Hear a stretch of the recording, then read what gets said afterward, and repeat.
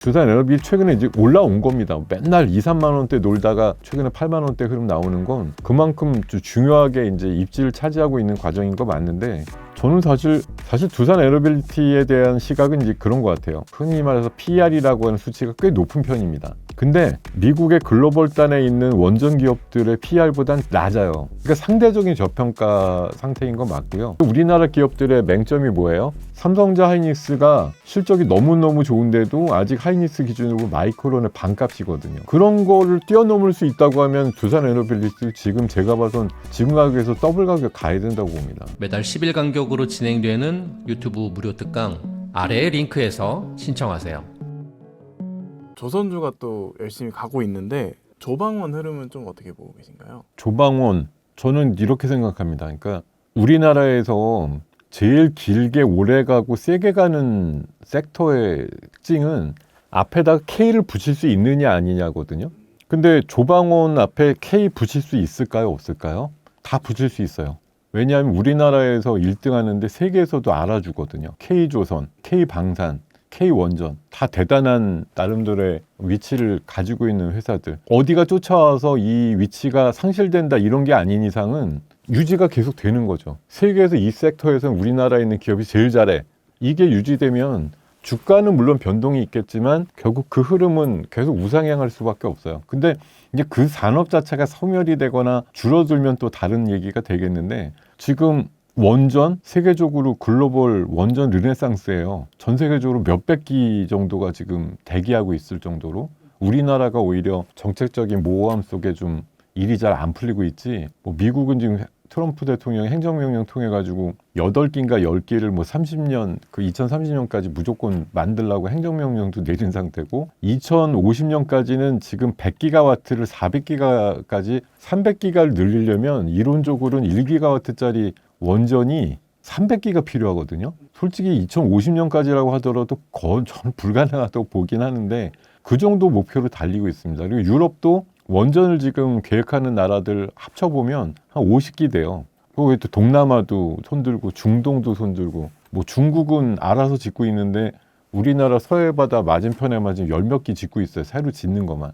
그 정도로 원전이 난리치고 있는데, 이제 진영 논리상 보면 민주진영에서 공산진영한테 원전 져달라고는 안 할 테니까 실질적으로 질 수 있는 나라 미국하고 우리나라랑 프랑스밖에 없거든요. 일본은 사고 났으니까 도입을 안 하려고 할 거고. 그렇게 보면 그 짓는데 비용이 반밖에 안 되는 우리나라가 선택될 가능성이 굉장히 높은 건데, 이제 미국이 자꾸 딴지를 걸죠. 웨스틴 하우스가 자기네가 이제 원전에 대한 원천 기술이 있다면서 이제 계속 딴지를 거니까 그런 부분이 조금 걸리긴 하는데, 어쨌든 미국이 주도를 하더라도 이번에 불가리아 원전 같은 경우는 웨스팅하우스가 따냈어요. 근데 그 짓는 거는 현대건설이 거의 다 하는 거거든요. 그러니까 그런 식으로 차면은 분명히 할 수 있는 길은 있다고 보는 거고, 조선, 미국의 조선을 위대하게 마스가를 지금 외쳐줄 정도의 나라인데 조선 뭐가 겁나겠어요. 지금 중국하고 맞짱 뜰 수 있는 유일한 나라고, 중국보다 더 잘 만들 수 있는 유일한 나라라고 저는 생각하거든요. 그래서 뭐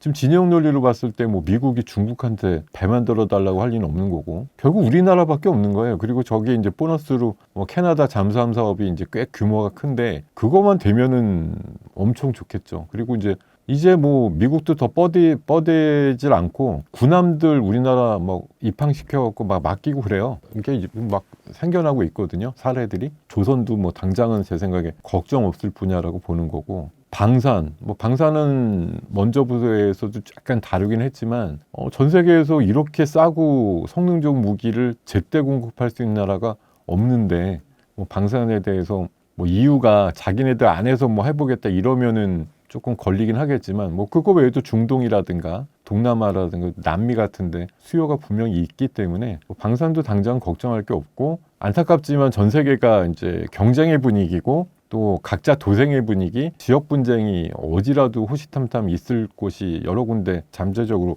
있기 때문에 이게 방산이 잘 되는 게 사실 세계 평화에 뭐 좋은 거는 아니겠지만 어쨌든 시장이 확대되는데 우리나라 기업들의 역할이 분명히 같이 동반해서 커지고 있다는 거 분명하기 때문에, 조방호는 그런 거죠.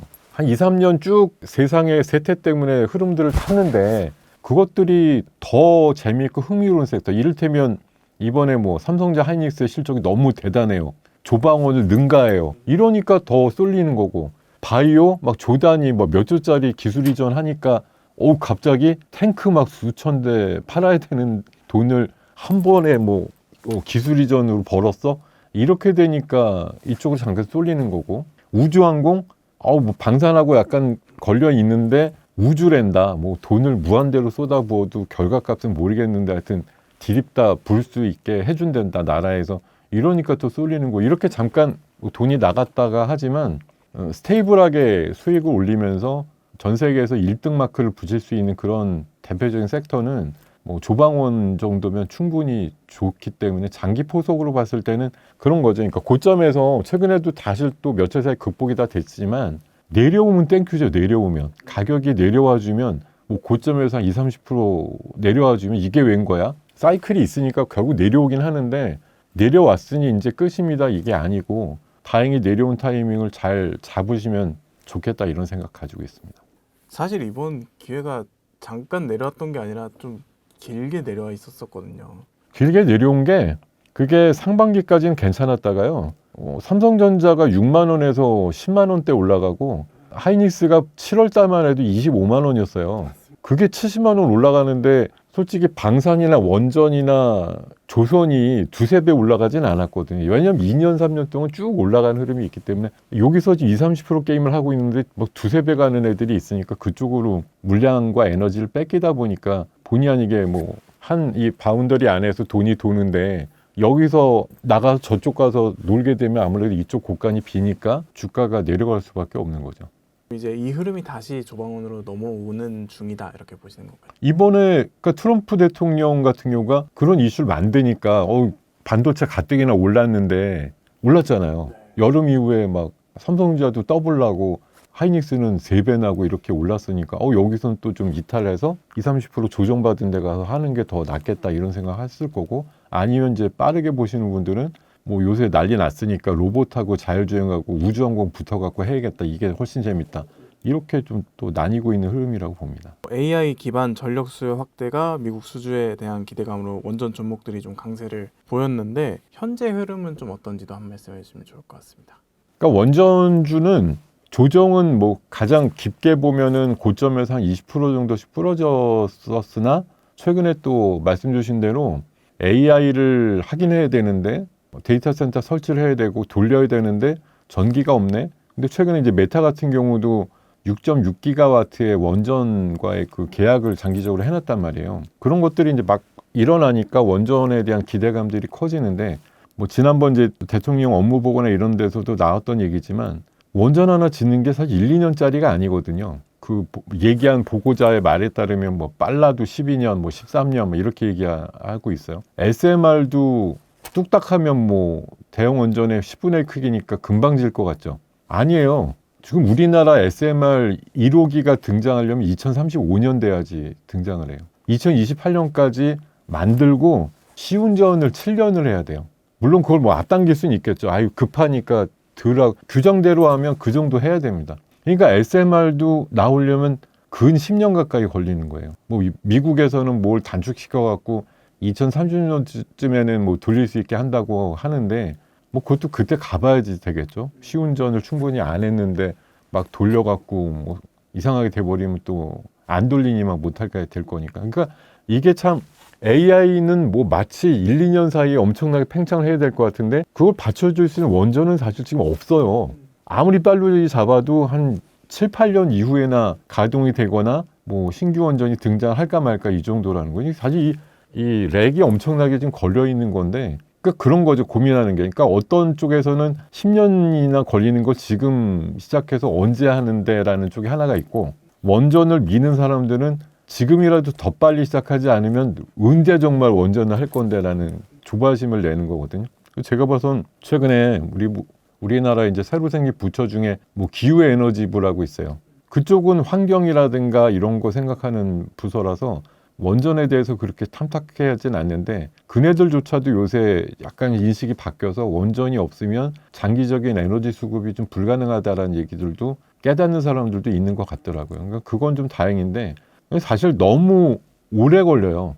그리고 제일 큰 문제가 저는 원전에 대해서 이제 걱정하는 것 자체가 SMR, 우리가 이제 원전을 줘도 우리 지금 뭐 경상도나 전라도 이런 쪽에 다 퍼져 있잖아요. 우리나라가 좀 덜하다고 하지만 미국 같은 데에서 겪는 심한 부분이 거기서 생산하는 전기를 송배전을 타고서 보내는데 그 누수가 너무 많이 나오는 거예요. 누전, 전기의 로스가 너무 많이 나와. 그걸 새로 이제 갈겠다고 하면서 이번에 뭐 변압기류나 전선유나 이런 또 회사들도 많이 올라가는 게 수십 년 쓰다 보니까 너무 낡았고 전기가 사실 뭐 그냥 우리가 생산하면 쭉 그냥 가면은 가정집에 뭐 일도 로스가 없이 갈 것 같지만 제가 있기로는 꽤 이제 길이가 멀어지면 그 방전 개념이나 뭐 누전 개념은 꽤 손실이 되는 걸로 알고 있거든요. 그런 거 막으려면 어떻게 해야 됩니까? 산단이라든가 가정집 근처에다가 이 전원이 있어야 되는데 누가 좋아하겠냐고요. 나중에 산단에 옆에 붙여야 되는 게 SMR의 이제 숙명처럼 등장할 텐데 미국은 뭐 워낙 광활하니까 그런 게 되게 수도 있어요. 근데 우리나라 수도권 뭐 말 그대로 뭐 제가 사는 수원 근처 용인, 화성, 평택 이런 데다가 SMR 설치하겠다고 해보세요. 산단을 위해서는 먹고 사는 문제니까 필요할 것 같은데 우리 동네 옆에다가 몇 킬로 안 떨어진 데다가 원전 비슷한데 위험이 약해요 이러고서 아무리 설득해도 저는 설치하라고 할 사람도 솔직히 없을 것 같거든요. 이게 딜레마예요. 원전은 분명히 해야 될 방향인 것 같은데 나중 가서 우리 동네 이거 설치해도 좋겠습니까? 그러면 손댈 사람 아무도 없으니까 그게 문제죠 제일. 그러니까 원전은 참 이게 뜨거운 감자입니다. 분명히 해서 안정적인 에너지 수급과 얼마 전 업무보고에서 나왔듯이 발전 단가가 훨씬 적게 먹히는 가성비 있는 에너지는 맞는데 막상 설치할 데가 없다는 거. 그리고 SMR도 지금 딱 11차 전력수급 기본 계획에 1기 예정돼 있는데 1기 가지고 그거 접었자 산단 뭐 돌리는 것도 형편은 왜냐면 대형 원전이 1기가 정도 돼야 데이터 센터 하나 돌릴 정도 울산에 짓는 거 그런 정도인데 그 반도체 산단을 돌리려면 제 생각에는 대형 원전 한 서너 기 정도 분량은 있어야 되는데 SMR 한 기를 10년 있다 짓는데 이거 가지고 이게 되겠나요? 저는 택도 없는 소리라고 보는 거고 많이 필요한데 현실적으로는 계속 공회전만 돌리고 있는 거죠. 뭐 설치하자마자 이거 갖고 몇 년 싸우고 막상 어디다가 설치할 건데 이러느라고 또 시간 보낼 거고 그래서 AI 데이터 센터 최근에 그 12월 달에 방문했던 손정희 회장이 우리나라 그 AI에 대해서 그런 얘기를 했다고 하죠. 한국이 3강의 AI 강국이 되겠다고 하고 막 이런 비전은 너무 좋은데 그거를 실현시키기 위한 AI 데이터 센터는 너무 지을 생각을 안 한다는 얘기예요. 아니 뭐 시설도 없는데 어떻게 AI 3강을 하겠다는 얘기냐? 업계에서도 그런 얘기 있거든요. 엔비디아가 26만 개의 GPU를 주겠다고 하니 그거를 돌릴 데이터 센터가 없는데 어떻게 뭘 어디다 쓸 건데? 이런 얘기들이 숱하게 나온단 말이에요. 그래서 답답해요, 진짜 사실 어떻게 보면. 우리가 막 이상은 AI 3강국 이거 있고 막 이런 거가 지탱이 돼서 삼성자 하이닉스 실적 잘 나오니까 AI 시대가 그냥 성큼성큼 오는 것처럼 막 생각을 하고 여러 가지 LLM 모델에 물어보면 답이 뭐 그럴싸하게 나오니까 AI 시대가 막 온 것 같은데 궁극의 AI 시대는 너무 멀리 있고 그걸 달성하기 위한 인프라들은 전혀 뒷받침이 안 되고 있는 그림 같아서 나중 가면 이게 대폭발 내지는 굉장히 어지러움을 느끼게 만들 재료가 될 것 같다. 제가 원전 얘기들이 다 갑자기 제 스스로 AI 회의론을 얘기 드리는데 원전이 그만큼 필요한데 현실로는 너무 좀 벽이 크다 이런 말씀을 드리게 됐습니다. 원전 대장주인 두산 에너빌리티에 대한 관심도 지금 뜨거운데요. 두산 에너빌리티에 대해서는 좀 어떻게 보고 계신가요? 두산 에너빌리티는 지금 10만 원 근접까지 가다가 지금 이제 8만 원 중반 정도거든요. 아주 고점에서 치면은 한 20% 가까이 빠졌다가 요새 한 7, 8%좀 올라와 가지고 아주 고점에서 이제 10% 정도 조금 조정받았다 요 정도 흐름인데 사실 두산 에너빌리티에 대한 시각은 이제 그런 것 같아요. 그러니까 단순히 이 회사의 밸류가 적정하냐 이렇게 얘기하면 꽤 높은 편이에요. 기대값이 꽤 있기 때문에 1년에 버는 거 대비해서 흔히 말해서 PR이라고 하는 수치가 꽤 높은 편입니다. 근데 미국의 글로벌단에 있는 원전 기업들의 PR보단 낮아요. 그러니까 상대적인 저평가 상태인 건 맞고요. 우리나라 입장에서 보면 원전이라든가 또 SMR 또 최근에 이제 또 에너지원 중에 하나 가스터빈이라고 있는데 그쪽 기술을 다 갖고 있거든요. 그러니까 이렇게 보면 사실 거기다 이제 미국의 SMR 기업들의 지분 투자 가치도 있고 이게 두산 에너빌 최근에 이제 올라온 겁니다. 맨날 2, 3만 원대 놀다가 9만 원까지도 가고 최근에 8만 원대 흐름 나오는 건 그만큼 중요하게 이제 입지를 차지하고 있는 과정인 거 맞는데 저는 사실 뭐 다른 애들이 워낙 좀 날아가는 애들이 있고 뭐 이 녀석 덩치가 크고 이제 무거우니까 좀 덜 가는 것 같지만 저는 장기적으로 보면 주가는 지금 절대적으로는 비싸 보이지만 미국의 유수의 기업들에 비해서는 저평가. 근데 우리나라 기업들의 맹점이 뭐예요? 삼성자 하이닉스가 실적이 너무너무 좋은데도 아직 하이닉스 기준으로 마이크론의 반값이거든요. 그런 거를 뛰어넘을 수 있다고 하면 두산 에너빌리티 지금 제가 봐선 지금 가격에서 더블 가격 가야 된다고 봅니다. 이게 어차피 주가라는 건 객관적인 가치는 의미가 없어요. 주관적으로 이 회사를 바라보는 시각들이 얼마나 사랑스러우냐의 관점이거든요. 제가 봐서 두산 에너빌리티 충분히 사랑을 받아도 될 만한 기업인데 뭐 우리나라의 현황이 좀 녹록치 않든지 뭐 이런 것들 때문에 좀 제가 봐서는 굉장히 할인되어서 평가받고 있다 이런 느낌이 좀 있어서 얘도 언젠가 사실 만년 후보였던 현대차가 최근에 날아가는 거 보면 여러 지금 약간 상대적인 저평가 이렇게 글로벌 기업단 대비해서 이게 그거 아닙니까? GM 포드도 실적이 나오는 거 보면 퍼가 한 5배, 6배밖에 안 됩니다. 현대차, 기아도 비슷했어요. 그러니까 너네는 비슷한 내연기관차 부류라고 하면 이 정도에 머무르는 게 맞는데 그럼 왜 테슬라는 30배, 40배냐? 너네는 다르잖아, 태생이. 근데 현대차가 지금 테슬라 쪽으로 무브를 하고 있는 거 아니에요. 기업의 어떤 그 형태가. 그러니까 대여섯 배에서 30배 쪽으로 가는 분위기를 탈 수 있는 것처럼 두산 에너빌리티도 제가 봐서는 이게 그냥 에너지 기업이니까 뭐 퍼는 10배 안쪽으로 그냥 붙잡아 놓는 게 맞는데 지금 오버됐으니까 비싸요 이렇게 보는 시각이 아니라 이게 성장하는 산업이고 뭐 원전이라는 게 앞으로 뭐 10년, 20년 장기 성장을 한다라는 시각으로 탈바꿈이 되면 저는 지금 가격보다 충분히 좋아져야 된다고 생각합니다. 진짜로. 올해 좀 두산 에너빌리티는 어디까지 갈 수 있다고 보시나요? 원전은 사실 우리도 최근에 이제 뭐 회의론과 또 어쨌든 설치론 이런 것들이 반복되고 있는데 우리 내부적으로만 보면 시장이 뭐 작죠. 앞으로 몇 년 동안 해봐야 뭐 대형 원전 한 기 정도 새로 지을까 말까 정도이기 때문에 우리나라에 대한 기대값은 낮을 거고요. 그 대신 아까 말씀드린 대로 뭐 특히 미국 시장 원전을 엄청 짓겠다는 목표가 지금 수립이 되고 있고 유럽은 뭐 우리가 다 얻기는 어렵겠지만 미국하고의 그런 협력하에 같이 공동으로 들어가는 그런 프로젝트들은 몇 개쯤 선정이 될 확률이 높다고 보거든요. 그래서 전 두산 에너빌리티 올해 혼자 개인적으로 목표는 약 한 12만 원 정도? 예, 그 정도까지는 가야 되지 않을까 생각하고 있습니다. 두산이랑 같이 좀 주목해볼 종목은 좀 어떤 것들이 있을까요?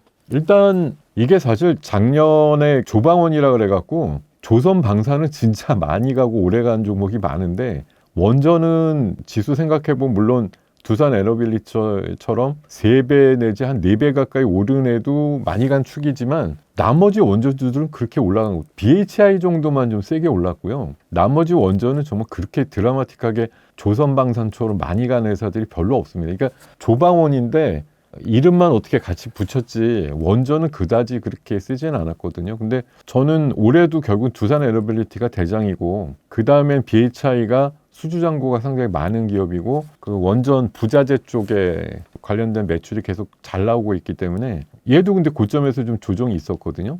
얘도 올해 어쨌든 부대장 정도 할 것 같고 우진이라는 기업이 있어요.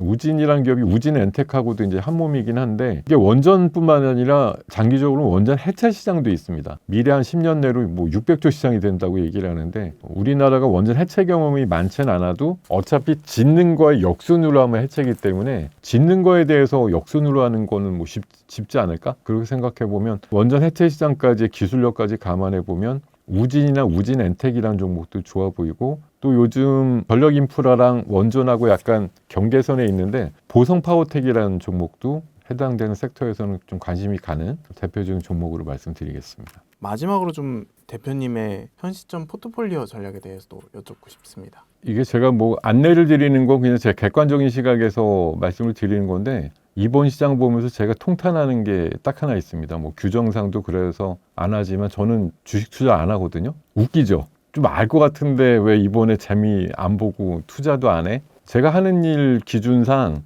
나름대로 알량한 원칙이라고 세워놓은 게 제가 주식하고 있으면 제 중심으로 너무 몰입이 될 것 같아가지고 객관적인 시각을 유지하려면 제가 주식을 안 하는 게 맞겠다 이런 생각입니다. 그래서 안 좋은 얘기 제가 가끔 얘기할 때도 자신 있게 얘기해요. 저는 주식을 갖고 있으면 좋은 얘기밖에 못 할 거 아니에요. 계속 올라갑니다. 좋습니다. 근데 오늘 말씀드린 내용이 사실 일정 부분은 조금 리스크에 대해서 걱정도 되고 우리가 너무 오버되고 있는 부분도 분명히 있다라는 인식도 있어야 된다라고 생각이 드는데 뭐 지금 막 시장이 좋을 때는 그런 얘기 안 통하죠. 그냥 뭔가 브레이크를 걸고 리스크가 있습니다 얘기해 주는 사람의 그 마음이 전달이 안 됩니다. 다 그냥 싫은 소리 하는 것 같고 지금 한창 좋은데 왜 재 뿌려 물 뿌려 뭐 이런 생각 하게 되는데 결국 그런 게 시간이 좀 지나면 그때 저 사람이 저런 얘기 했던 게 맞았는데 라는 생각이 들 때가 있습니다. 가끔 보면. 그러니까 그런 것도 좀 감안해서 보시면 좋겠고요. 저는 지금 뭐 어차피 올해 상반기는 전 나름대로 지금보다도 더 좋은 지수가 만들어질 거라고 보는 거기 때문에 뭐 연초에 시작된 흐름이 사실 1월 달 흐름이 상반기는 거의 쭉 이어진다고 봐요. 그래서 반도체 대형주가 올라가다가 이게 업그레이드가 됐으니까 잠깐 쉬는데 얘네들이 뭐 지금 단계에서 한 20 내지 30% 추가 상승이 없을 거라고는 생각 안 하거든요. 상반기 내에 간다고 보는 거고요. 그리고 현대차 중심으로 이제 그냥 내연기관차에서 로봇주로 변신되고 있는 이 흐름, 시장에서 알아서 지금 주가를 만들어주고 있다고 생각이 들고 현대차, 기아차, 선도 그룹으로 일단 등장이 됐고 상반기 내에 이런 흐름들 계속 이어갈 거로 보는 거고요. 저희 증권인들 다 죽으란 소리인데 6월 달부터는 그 한국거래소가 7시부터 매매를 시작한다 그래서 앞으로는 12시간 매매가 이제 전 종목에 6월 달부터는 된다네요. 증권주는 어찌됐든 좋겠죠. 시간이 이렇게 늘어나니. 우리 이번에 대체거래소도 작년에 열리고 나서 기대 이상으로 성장을 했거든요. 욕하면서 보는 마치 막장 드라마 같은 느낌이에요. 욕은 다 해요. 근데 매매는 8시부터 막 열심히 해. 재료가 있는 걸 9시까지 기다리지 않겠다는 거거든요. 그래서 저도 보면은 이게 이제 7시부터 하게 되면 해 뜨면 바로 매매를 해야 되는 상황들이 닥치게 될 테니 증권주한테는 좋지 않을까 생각이 들고 아까도 말씀드렸는데 노란봉투법 시행이 3월이니까 스마트 팩토리라든가 무인화, 로봇 관련된 이슈는 제 생각 긴 호흡으로 계속 보셔도 될 것 같다 이런 생각이고 작년도에 이제 해킹 이슈가 사실은 들썩들썩 했는데 이게 AI 시대가 고도화될수록 그것들을 또 한 몫에 노리는 사이버 보안 이슈는 분명히 올해도 많이 등장을 할 거예요. 근데 이게 터지지 않으면 그냥 나 몰라라 하시는데 터지면 또 막 뭐 엄청나게 투자하겠다고 이러는데 슬그머니 또 조용히 있다가 또 터지면 또 난리치고 이런 것들이 반복되는 게 아쉬운데 이제는 한 번 터지면 비용이 너무 나가는 걸 작년도에 너무 봤잖아요. 몇백억 투자 안에서 몇 조씩 기회비용이 일어나고 손님들 뺏기고 이런 것들을 봤으니까 이젠 선도적인 투자가 좀 필요한 시대라고 봅니다. 그래서 사이버 보안 관련된 이슈도 올해 좀 주목되는 테마라고 보는 거고요. 그리고 만약 저한테 1억이 있어서 포트폴리오 어떻게 짜야 될까 이렇게 물어보신다고 하면은 지금 수준에서는 딱 아무리 고점이고 올랐다 이런 느낌이 있어도 주도 섹터 비중을 안 채우고 지금 시장을 이겨내기는 어렵다고 봐요. 그러니까 올라오면 얘네들이 더 가는 거예요. 안 오르면 얘네들이 제일 늦게 빠지는 거고요. 그래서 반도체 20%, 로봇과 자율주행 25%, 우주항공 20%, 바이오 15%, 그리고 지금 지수대 정도면 현금 최소 20%는 갖고 그날 대응하는 정도도 좀 만들어 놔야 된다고 생각하거든요. 그래서 이렇게 좀 포트폴리오를 짜고 가시면 물론 생각은 지금 뭐 인기 있고 올라가는 것들만 하라는 거냐? 네, 맞아요. 그거 안 하면 재미가 없는데 하루에 500개 올라가고 2,000개씩 빠지는 날이 계속되고 있는데 그 500개 안에 있는 핵심 섹터를 제외하고 어디 가서 기다리시려고 나머지 2,000개 안에서 바득바득 이게 덜 갔는데 다음 순서는 얘네 아닐까요? 순서 안 돌아와요. 지금 가는 거에 집중하시는 게 좋겠다는 말씀 드리고요. 그리고 주도 섹터라는 게 아까도 말씀드렸지만 혹시 지수가 고점 치고 빠지게 되면은 제일 늦게 들 빠집니다. 그것도 있으니까 괜히 엄한 데 가서 보채시지 말고 지금도 뭐 5,000, 5,200, 5,500 심지어 뭐 올해 기분 좋으면 6,000까지 간다며요. 그럴 때 앞장설 수 있는 애들이 뭘까 생각해보면 지금 1월 초에 시장을 끌고 가는 섹터들인 게 분명하니까 그쪽에 집중하시는 전략이 좋겠다는 말씀 드리겠습니다.